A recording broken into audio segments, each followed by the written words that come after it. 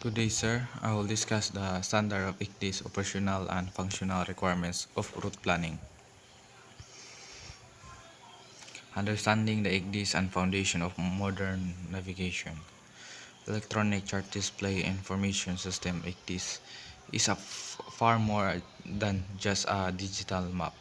It is an integrated navigation system that displayed official electronic navigational chart INC integrates information that varies like GPS, radar, and automatic identification system or EIS. Its primary purpose to enhance the safety of navigation, reduce workload, and improve situational awareness for mariners. ICDIS has become mandatory for all SOLAS convention ships, replacing traditional paper charts that ship undersource its crucial role in modern maritime operation, requiring crews to be proficient in its operational, particularly in complex task route planning.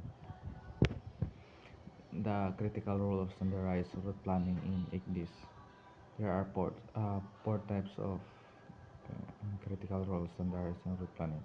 The first one is enhanced safety. The second one is compliance and audits, and operational efficiency, crew training, and competency. Operational requirement, user interface, and interaction, and for route planning. There are four types: clear display of navigation information, efficient data input and retrieval, user-friendly route and creation tools, effective alarm and warning presentation. Functional requirements, system capabilities for safe route planning.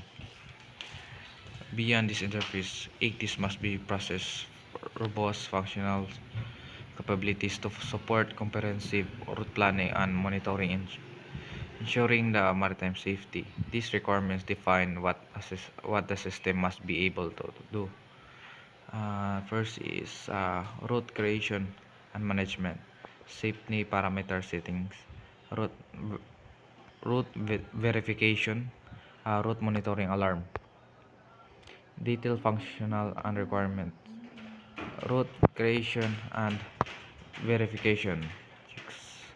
They are for under kill clearance or UKC, navigational obstructions, OTTS, traffic separation schemes, environment concentrates. Data functional requirements, safety contours, alarms, and monitoring. Effective safety management in ICDIS hinge of dynamic safety contours, proactive alarms, and continuous monitoring capabilities, ensuring that the system acts vigilant to co-pilot. Customized safety contours, intelligence alarm, and continuous route planning. Integration of data management connection route planning to ship system. There are key integration: GPS or GNSS, radar, ARPA, EIS, autopilot, deep sounder, speed log, and gyro compass. Data management essential. There are port, chart updates, route storage backup, and data logging, and cybersecurity. Challenges and best practice in ICDIS route planning implementation.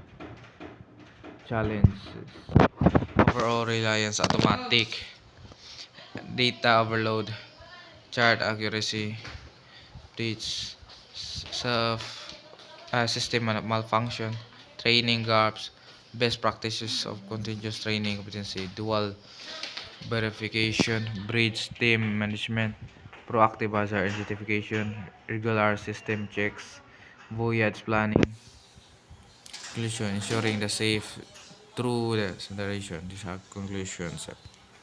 That's all, sir. Thank you, and God bless you.